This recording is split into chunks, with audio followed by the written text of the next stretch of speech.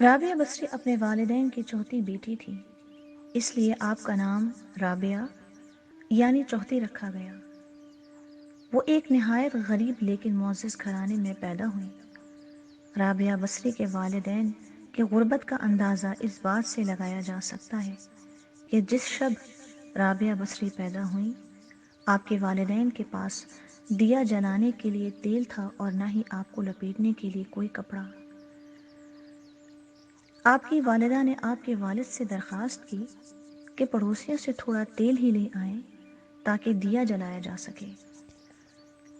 آپ کے والد نے پوری زندگی اپنے خالق حقیقی کے علاوہ کسی کے آگے ہاتھ نہ پھیلایا تھا، چنانچہ وہ پڑوسیوں کے گھر تک تو گئے لیکن خالی ہاتھ واپس لوٹ آئے۔ رات کو رابعہ بصری کے والد کو خواب میں حضور پاک صلی اللہ علیہ وآلہ وسلم کی زیارت ہوئی اور آپ صلی اللہ علیہ وآلہ وسلم نے رابعہ کے والد کو بشارت دی کہ تمہاری نومولود بیٹی خدا کی برگزیدہ بندی بنے گی اور مسلمانوں کو صحیح راہ پر لے کر آئے گی۔ تم امیر بصرہ کے پاس جاؤ اور اسے ہمارا پیغام دو کہ تم امیر بصرہ ہر روز رات کو 100 مرتبہ اور جمعرات کو 400 مرتبہ درود پاک کا نذرانہ بھیجتے ہو، لیکن پچھلی جمعرات کو تم نے درود شریف نہ پڑھا، لہٰذا اس کے کفارے کے طور پر 400 دینار بطور کفارہ یہ پیغام پہنچانے والے کو دے دو۔ رابعہ بصری کے والد اٹھے اور امیر بصرہ کے پاس پہنچے۔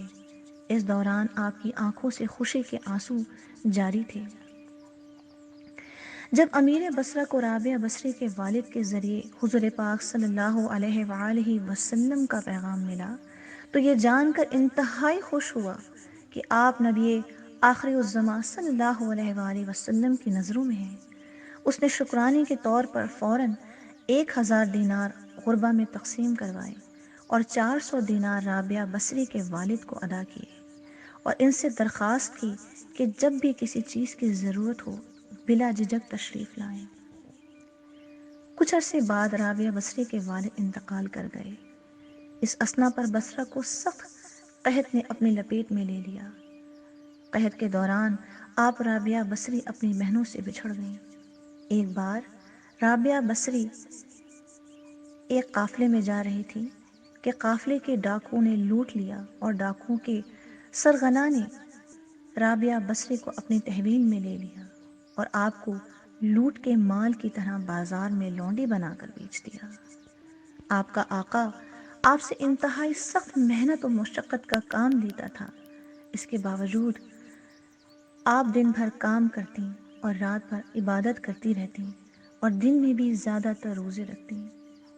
اتفاقاً ایک دفعہ رابعہ بصری کا آقا آدھی رات کو جاگ گیا اور کسی کی گریہ و زاری کی آواز سن کر دیکھنے چلا کہ رات کے اس پہر کون اس طرح گریہ و زاری کر رہا ہے۔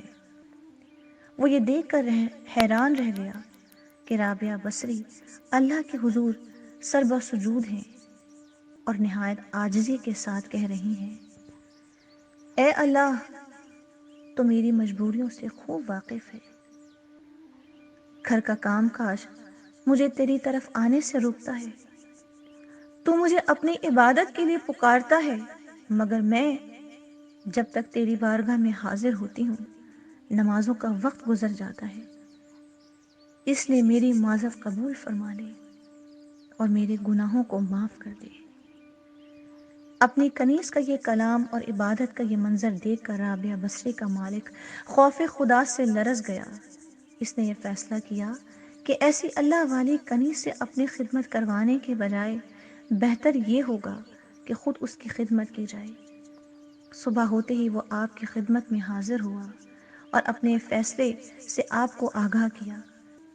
اس نے کہا کہ آج سے آپ میری طرف سے آزاد ہیں۔ اگر آپ اسی گھر میں قیام کریں تو میری خوش نصیبی ہوگی، گرنہ آپ اپنی مرضی کی مالک ہیں۔